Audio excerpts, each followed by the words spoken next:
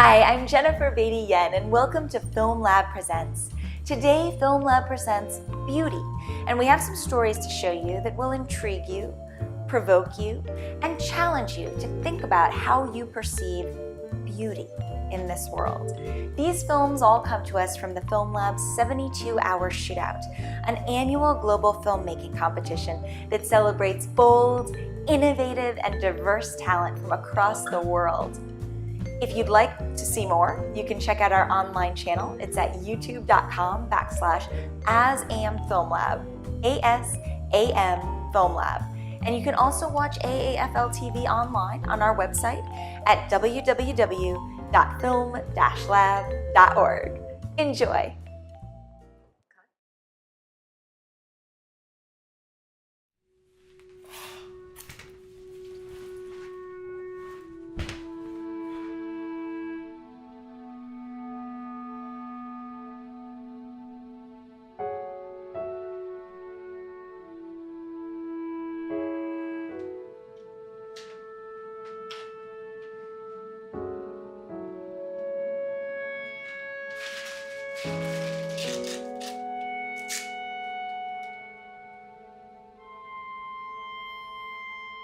Got a dollar?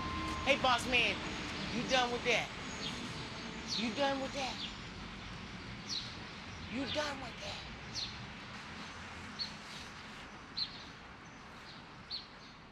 Once I had a neighbor. She was Chinese. She had a dog named Dinner.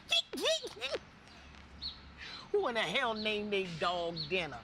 Every time she go to the park, she yell, "Come here! Dinner! Dinner!" Fuck change. That old cranky bitch at the shelter want me to change. Try to give me new clothes. I don't need no new clothes. I am good just where I am.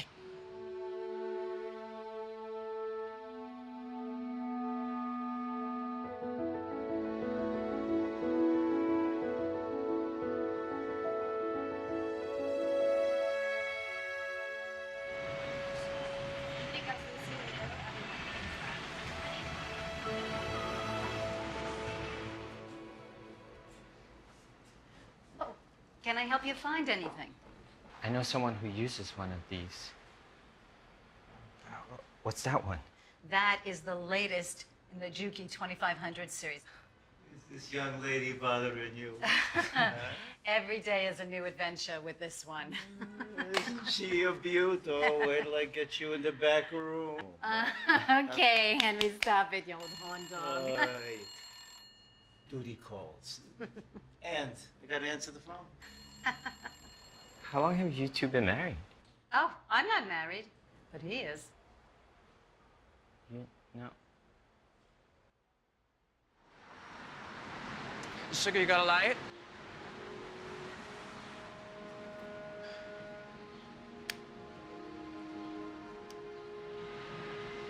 So where are you headed? You gotta keep moving. Life's about taking chances. So why the long curtains? She left me.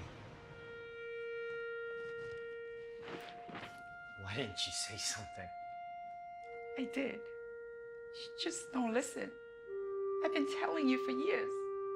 I do. Please don't go.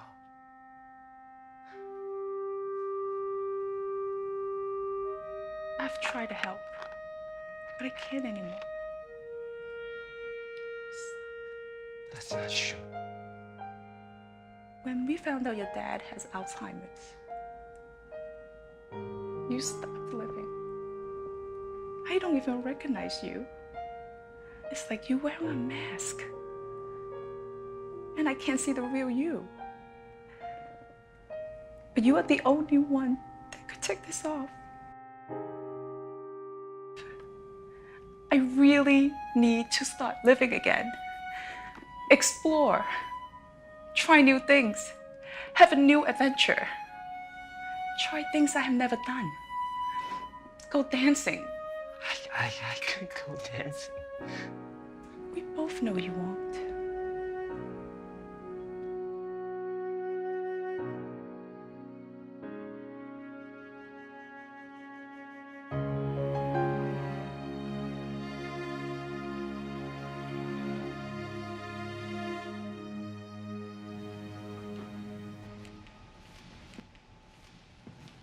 Hi. Are you here for dance class? Okay, come on.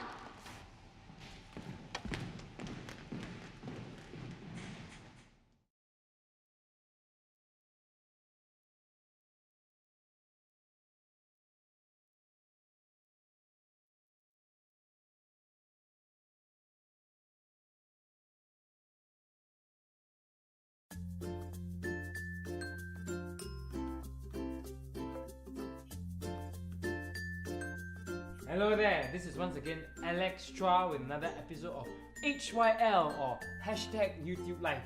Today we have a very special episode all the way in New York City with fellow Singaporean and guru makeup Sonia, or as you guys know her, Sonia Fab Mac. Hi guys, it's Sonia, and actually, Alex, I've been living in New York for the past 5 years. Hey, so- sorry, paise. Anyway, as you guys know, Sonia does a weekly YouTube masterclass on beauty and makeup and what? Nothing, it's just like, it's pronounced class, not class, right? Yeah, sorry. Accent, the Singlish, you know lah. Actually, can we like take a short pause for a while? Is it possible for you to like do your videos in like a more neutral accent, like, or at least in this video, if that's possible for you at all? What do you think? She's got a point. Your accent can be pretty hard to understand. Oh, sorry guys, I'm just gonna change the SD card.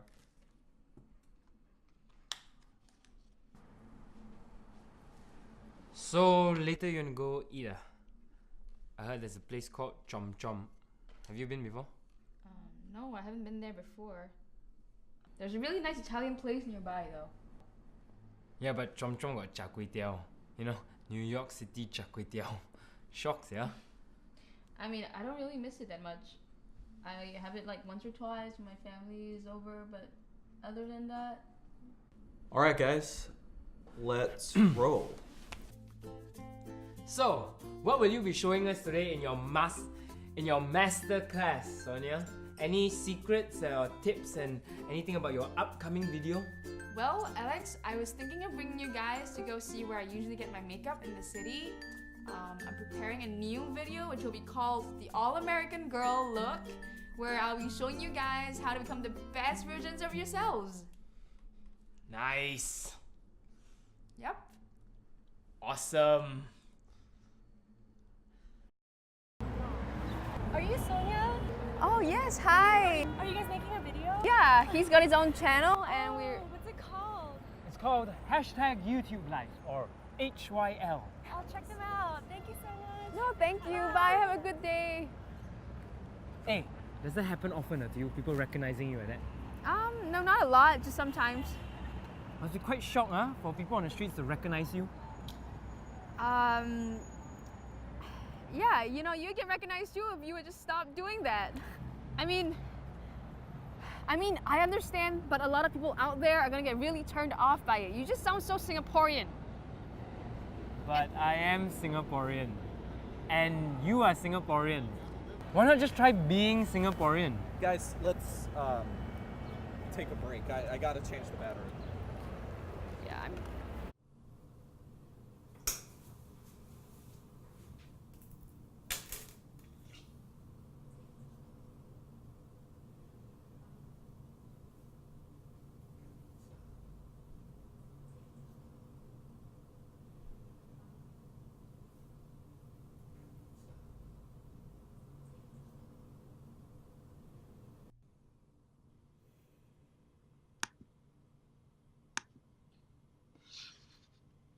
Hi guys!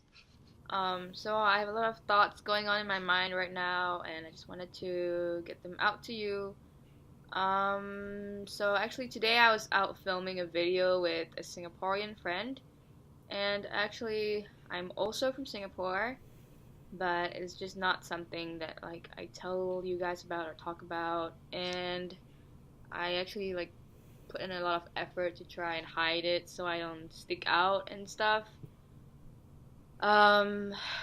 But I thought I should just be going forward, be more honest with you guys and with myself. And I don't know, maybe in the future I will like put up a proper video about it. But for now, I am gonna go to bed. Bye!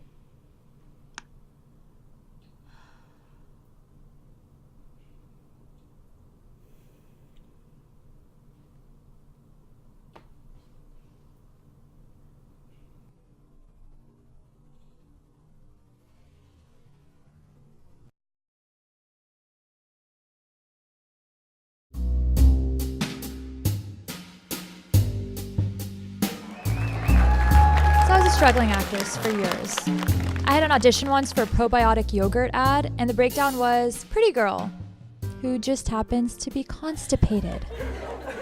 Constipation plays right into my talents, right? I was like, I'm gonna nail that shit. Woo! I didn't get it. Guys, New York. I love New York. This is such a great city. And That's your friend, right? different cities, but Wow. yeah. She's Yeah, cute. right? New York. But I gotta say, you guys are Is she the single? best subways I've ever seen. Okay, you can take a Q-tip and swab a bench in Penn Station, give it to a scientist, and he will find 12 million different samples of human feces. Major City has a population of 8 million. So where the hell are the other 5 million kinds of shit coming from? Jersey. The math doesn't add up, but you can tell me all the wrong math jokes you like. Apparently, I'm too exotic for constipation. Why did you leave that out? I think that we're trying too hard to prove that we're funny. No, we need to play out the types we represent. People buy that. No, just give me something I can work with. Okay, I have something that could work for your late night set. It actually happened to me. I was walking along the street and this guy yells, "I'm gonna eat your butt." And I was thinking, no, take me on a date first. You should be up there. No. Look, I write, you say it, it's a good system. Right? Okay. Yeah? Okay, so. All right. New York. Can really hear the crickets in here. So, I was walking down the street and I was walking down the street.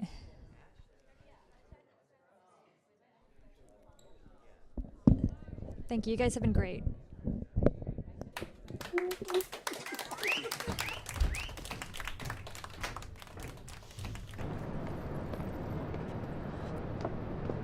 I'm really sorry. I shouldn't have given you that bit. We didn't even work on it long enough. That wasn't the problem. Hold on. Great. Yeah. Now him? Are you kidding me? Yep. What the hell happened? Why'd she walk out? How do you know that? I've got eyes at every venue, sweetheart. Look, I just wasn't feeling like it was me, okay? I never do. Don't be a diva.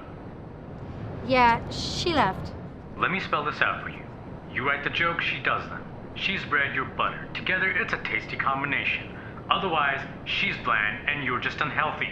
Get her back on stage. Yeah. Okay.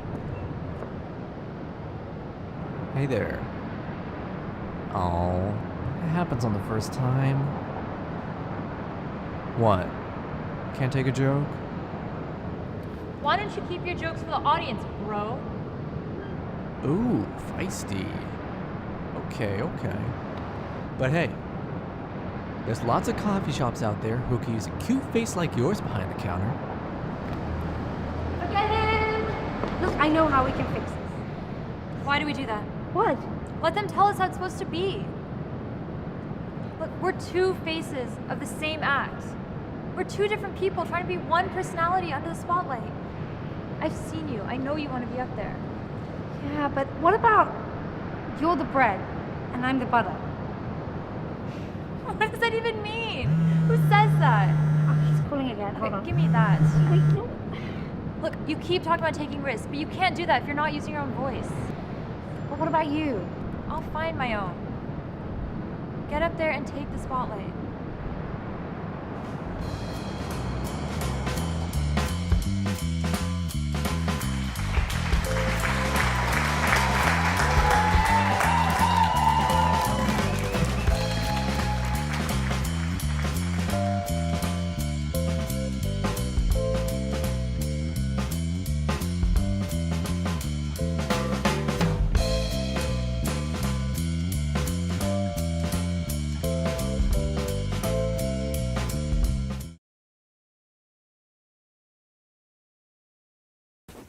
Everything, keys, cell phone, water. Baby. Russ, can you please take the baby? Okay, got it. Thank you so much.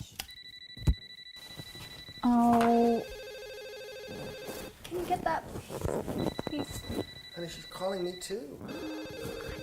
You know, you have to talk to her. It's been a week. Do you remember what happened last time? Oh, can I ever forget? She called the police. Missing persons report. Okay, fine. Hi, Ma. Charity! Are you dead? Obviously, I'm not dead, Mom. Why are you dressed like Nicki Minaj videos? What are you? I'm not. How come you don't pick up for a week or more to talk to your mom, huh? Ma, I have class today, so I have to go right More now. Okay? class, less trash. That's what RuPaul says on his drag racing show. Do you watch that? I don't even know what that means. So can we talk a little bit later today, I hate your please? father. What? I hate your father. I know, but he's still a good guy. He's okay for a white guy. Hi, Oma. Oh, hi. Oh, You know your husband looked like Brad Pitt, huh? no, he doesn't. Oh. Did you know that Brad Pitt is a secret bisexual? Also, Bruce Jenner is a secret lady called Kirtland. Maybe Russ is a secret bisexual. You never know. Really? I gotta find out, Mom. I really do. You should find out. Russ, honey, are you a secret lady? Oh, no, not today. Oh, awesome. That is wonderful. Mom, I have to go to coaching because I'm going to a competition and it's going to be with trophies and everything. It's Do so they need money? You get some money to win? No, because I do it because I love it. All you want to do is dance. You don't talk to your mother for 1 week. You know, I work hard, I cook hard, so you can just dance. You see this? This is my trophies, huh? Oh. Ooh, you use moisturizer, Charity. You better use moisturizer. Judges Yes, don't want to see okay. scaly hands, huh? I love you so much, Mom. I love you. Look, before you go, look. See this? See this locket? These faces. You, my mother. That's the only one that matters to me. How come I don't matter to you, huh? I have to go. No, I have to go. I love you. I'm hanging up. Bye.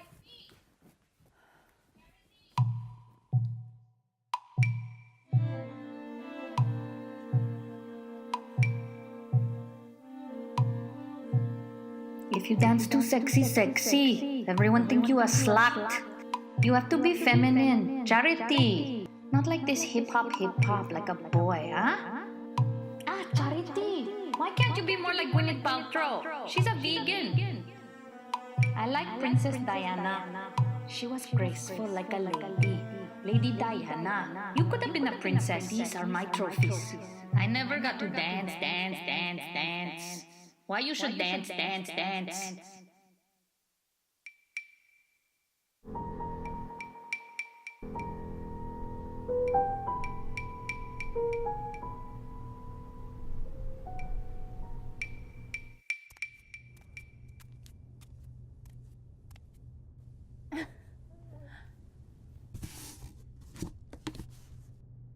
Isn't it pretty? What about this hat? Isn't this pretty? This belonged to Oma. She brought it over.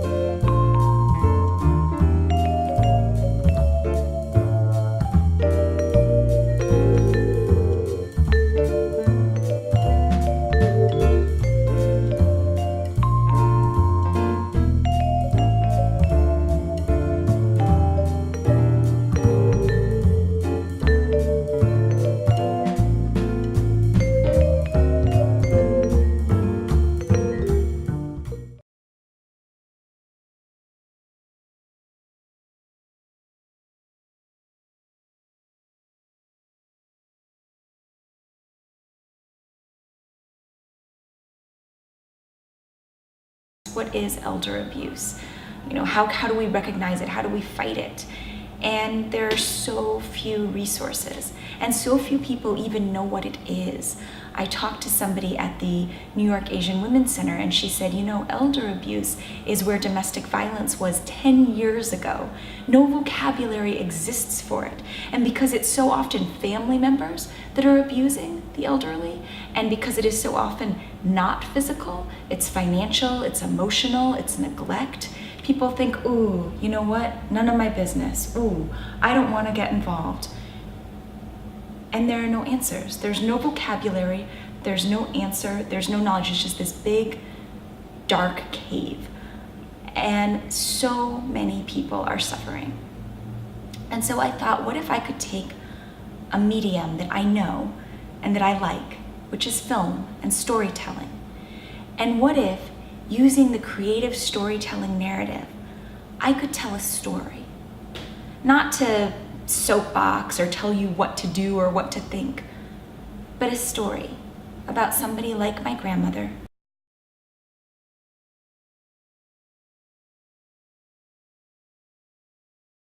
who goes through something awful, something that any one of us could go through. And with that film, we start a dialogue. We start a discussion. We start creating the vocabulary that we need to see the problem, to drag elder abuse out of the shadows, and to start to reconstruct our own family dynamics and make things better. So even though I'm not really a screenwriter, I had to write this. If the film can help just one person, then it will all be worth it. My name is Larry Lee. I'm the executive director of the New York Asian Women's Center. I am a social worker. I also have a master's in psychology, and I worked for many years at a very large agency focused on domestic violence and child abuse, just basically family violence. So when this job was available and I applied for it, they were very kind enough to offer me the position, which, as you can imagine, is pretty surprising because this is a women's organization and I'm a male. But they were really looking to find somebody that knew the issues and knew how to deal with domestic violence and sexual assault, elder abuse, and so forth. So they thought that would be a good fit. The New York Asian Women's Center is a fabulous agency. It's the largest organization that focuses on Asian Americans in dealing with domestic violence, human trafficking, sexual assault services, and elder abuse. But more than that, you know, every organization like this provides services focused on making sure people are safe and secure.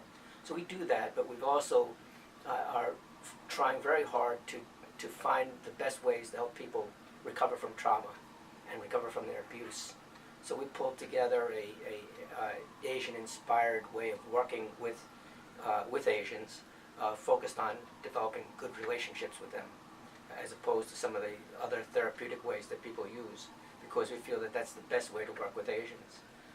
We also do things like provide acupuncture, qigong exercises, yoga, meditation, because that's also very culturally specific and very useful. But we found that this not only is good for Asians, but since we work with many non-Asians, it also works very well with them as well. We have almost 70 on our staff, and we have 3 community offices where people see survivors not here. Actually, we have 2 different programs that are somewhat related. One is called Later in Life, where we actually work with people who are affected by domestic violence 50 years and older. And that includes both men and women. And that's essentially a domestic violence program. Then we have an elder abuse program where we work with people who are 60, 65 and older. Again, both include men and women. We have a big problem as Asian Americans. Here in New York, it's not quite as bad, because here we have 15% of the population are Asians. Across the country, it's about 5%. So there are no studies that show much about our population as Asians as a whole, or even, and especially when you break it up into different ethnic groups. So it's very hard to get national studies, so it's hard to tell exactly what our problem is for many things, including elder abuse. But the other problem is even perhaps more profound, and that is, for Asians, we don't really believe that there's such a thing as elder abuse. In fact, they often don't believe there's such a thing as domestic violence and so forth. We really feel as Asians, because we are not the same as we're Americans, but we don't have the same kind of Western philosophy where we focus on the individual. Here as Asians, we focus on the family. So what matters is what's good for the family. So if somebody is being maltreated or neglected, which is also an elder abuse emphasis, that's not picked up because it's not hurting the family. It's hurting the individual but not the family. So they don't consider that elder abuse.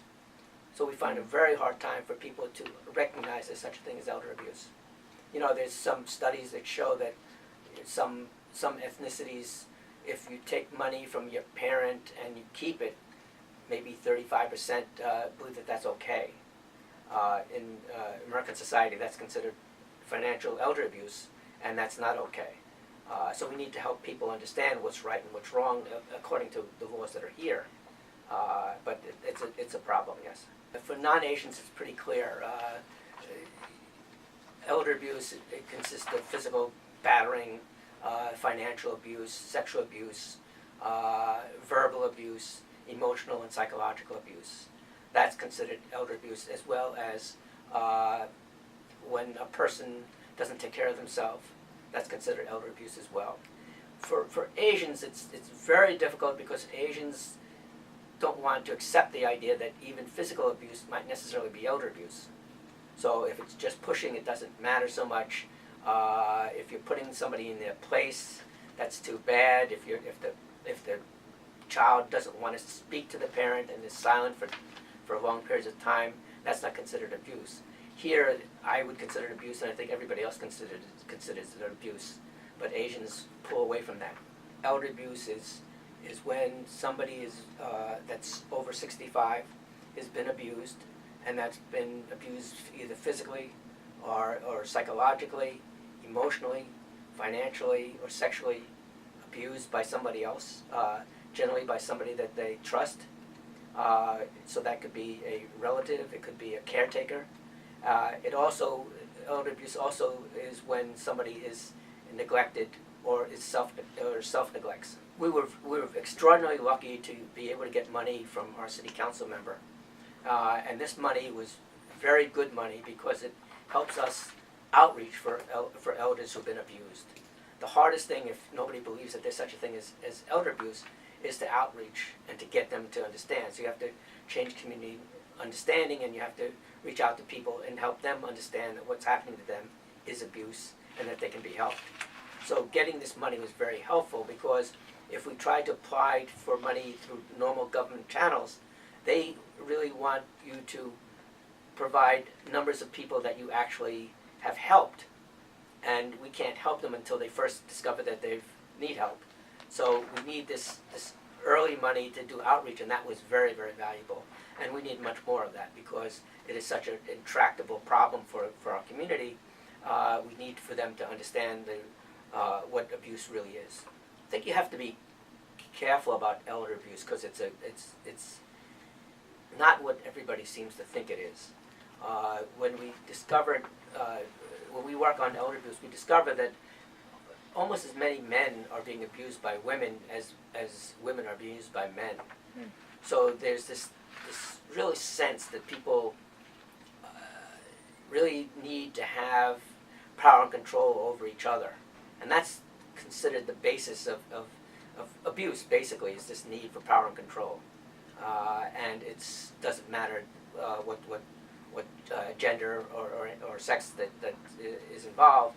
That's what is the basis of elder abuse. So there's a lot of narratives when it comes to elder abuse. For the Asian community in particular, a lot of it has to do with children mistreating the elders. Many times not thinking that they're mistreating the elder and not recognizing the things that they're doing is so hurtful for them. But there's also husband and wife abuse, there's caretaker abuse, there's a wide variety of abuses. You have outside strangers that are scamming elders that need to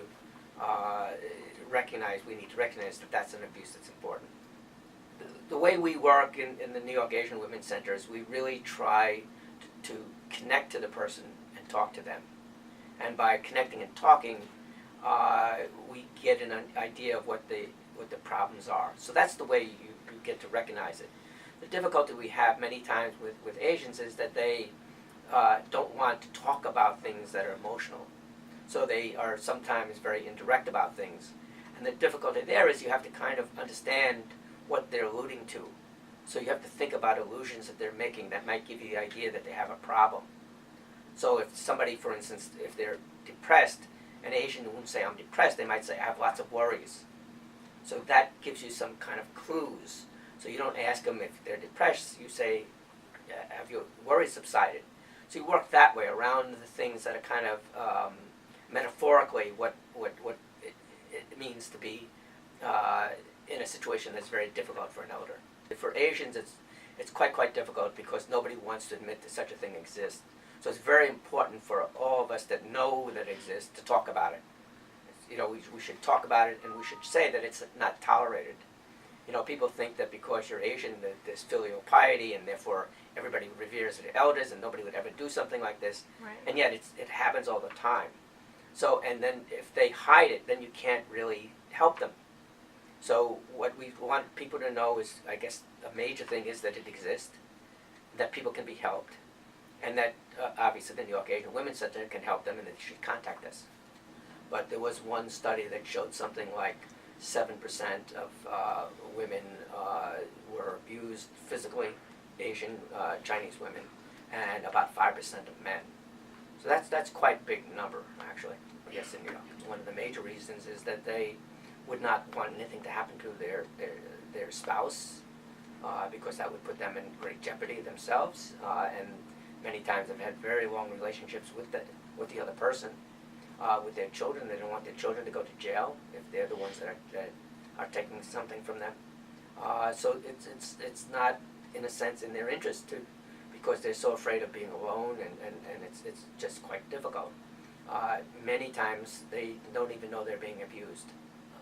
They see it in a way that's maybe different than we see it. So we have grandchildren who steal from their grandmothers.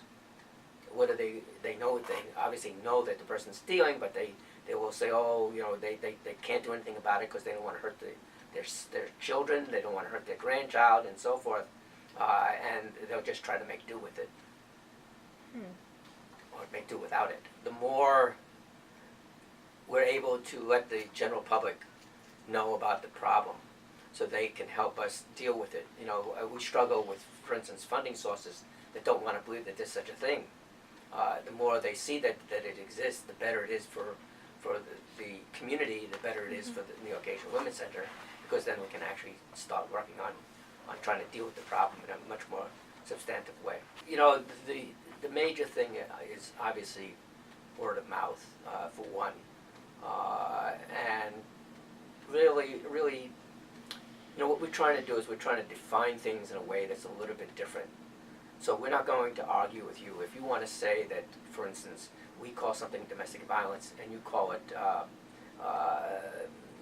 family conflict, doesn't matter. All we want you to know is that family conflict hurts people and that we need to find a way to help them.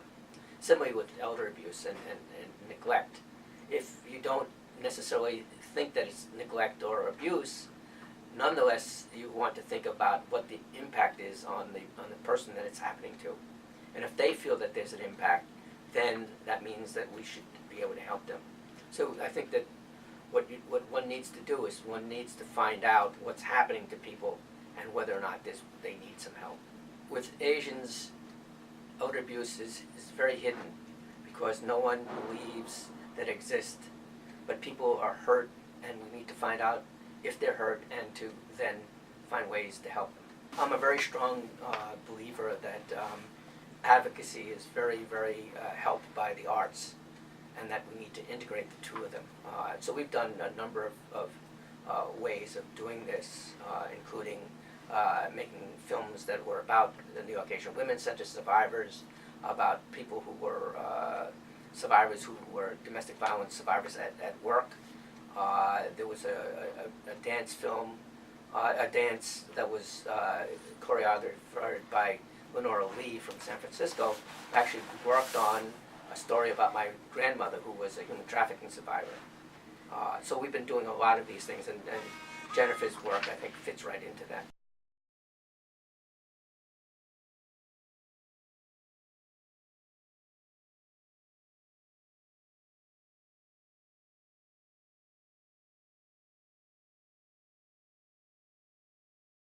Hi, I'm Maria McDonald, and you're watching Live. We go to the waterfall and watch the rain.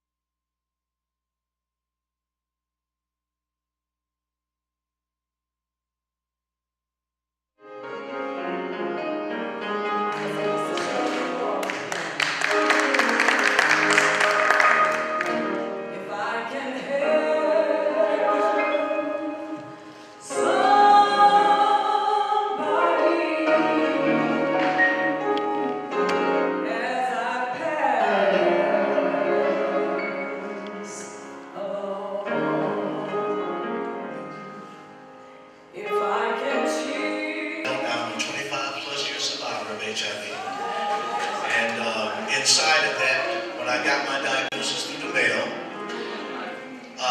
there were no medications or any of that, so my first line of defense was mental health. And so I went into mental health, and from there, had to learn how, just like everybody else, to move through the portals of this virus, that with it, sometimes we find that it's complicated, so complicated till we understand that some of our brothers and sisters that have gone before us, the virus didn't kill them, they decided to take their own lives, because there are some portals that if we're not empowered, that we can get caught up in, and life ends shorter than it has to. Everybody understand that?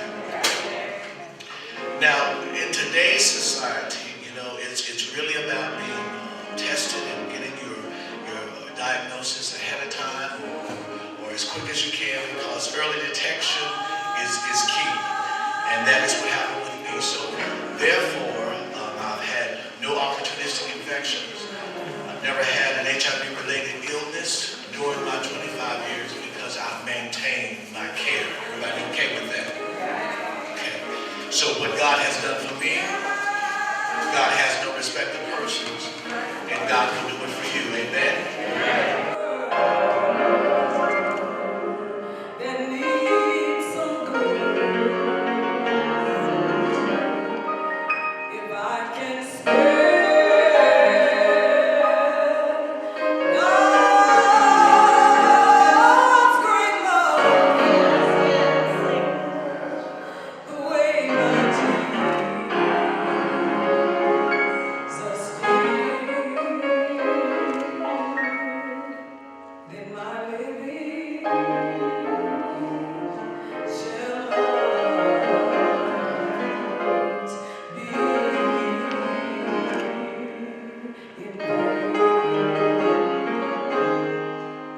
When I think of beauty, I think of the first time hearing the word mama.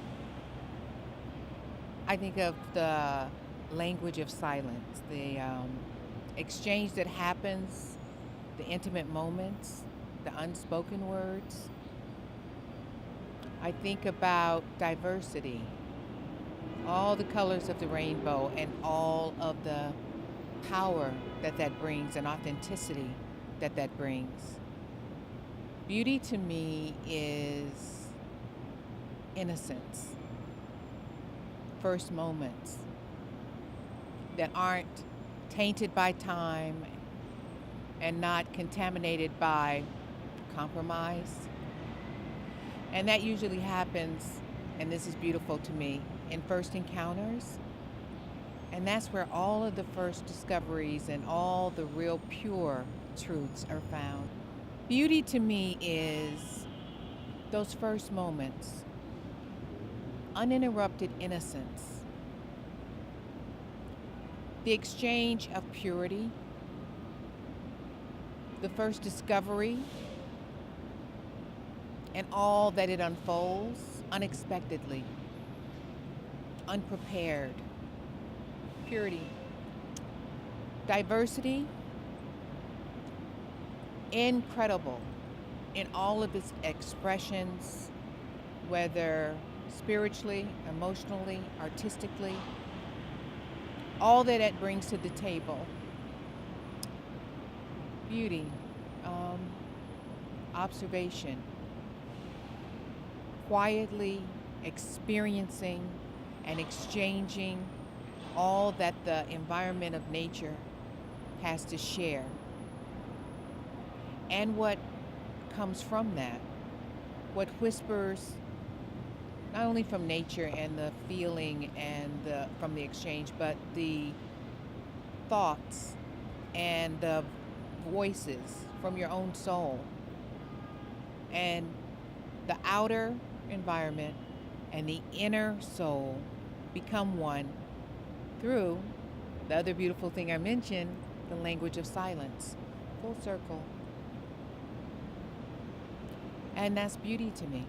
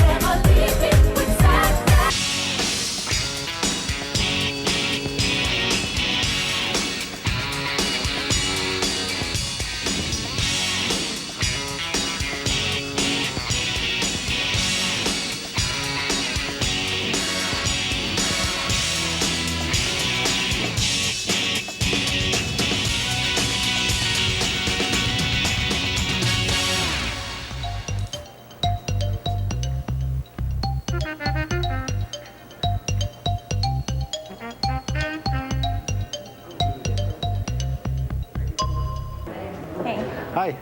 I'm Pavel. Hi. I'm the photographer here. How are you? How are you? Good, good, good. Andre, any suggestions here? Kind of already into a certain look, but I think we'll make it a little more sleeker, a little more modern. Put a little cream to it, you know, make it a little bit heavier. Smooth it out a little bit, but absolutely. keep it young and Okay, fresh. cool.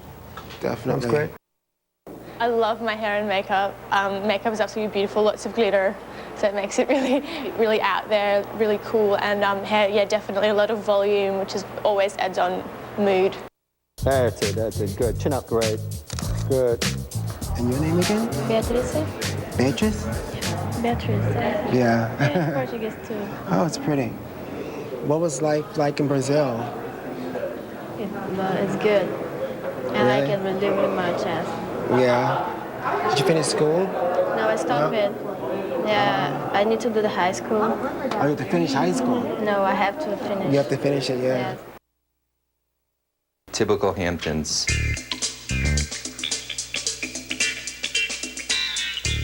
She got like a classic movie star face, kind of. She does. Oh, Diane Smith. Hi, from where are you from? I'm from Slovakia, East Europe. Ah, nice to meet you. Oh, how old are you? 18. Oh, good. We like 18-year-olds. So you Brazilian girls, you know how to do things with bathing suits. Free and flirty, real, not too tough. Miss Brazil. Oh, that looks great. Perfect. And I think the bangs, need to blow a little bit, but that's beautiful. Celebrity stylist Andre Davis was about to take Kim's makeover transformation to the next level. Andre, we're hoping that you can make Kim look like a fabulous housewife of Delaware. Oh, definitely.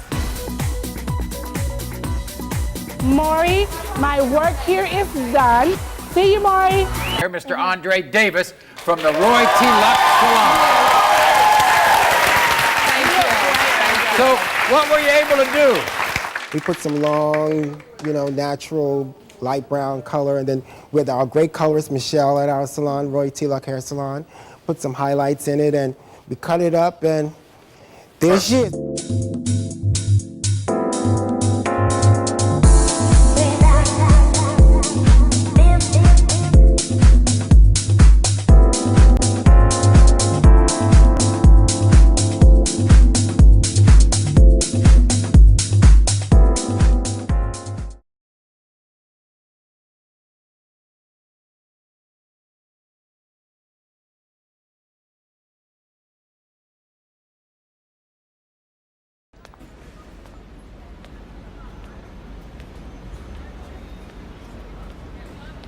What defines beautiful? So many colors, sizes, shapes.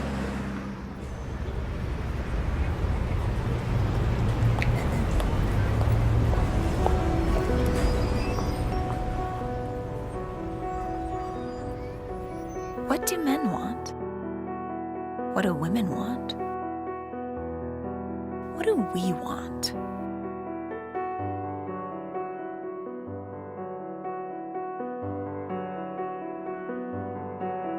We sometimes forget we wear beauty every day. It is the bounce of confidence we slip on our feet.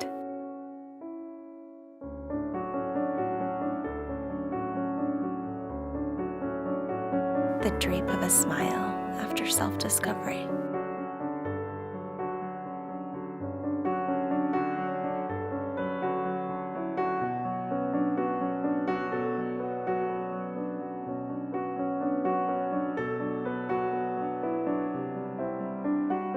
Love's blush on the cheek.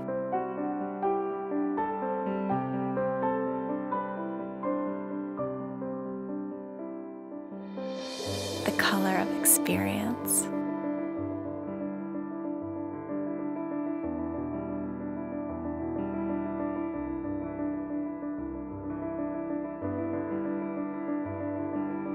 The smallest clutch of regrets.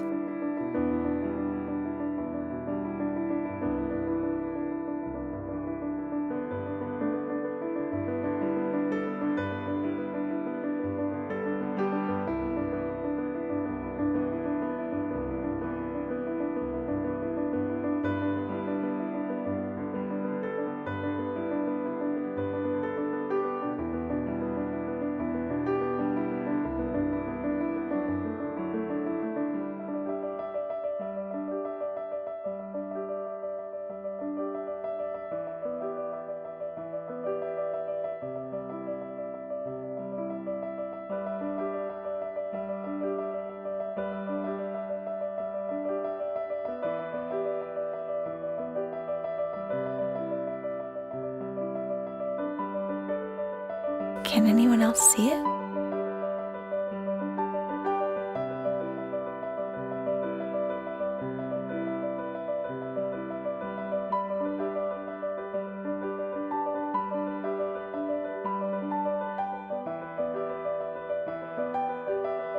We all want the same things. Someone to make us laugh. A steady arm around us when we cry. Someone to share the joy of life's little triumphs. Someone helped by our strength. Someone to complement our weakness.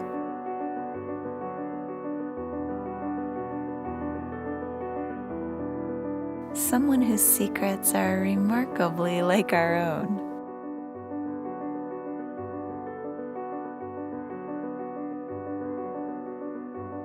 We want to be loved.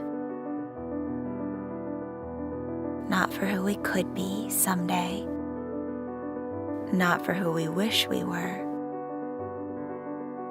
But for who we are right now.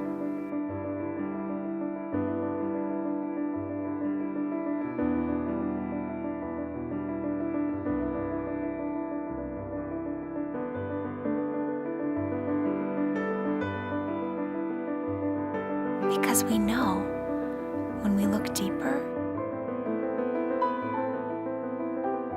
we're already beautiful.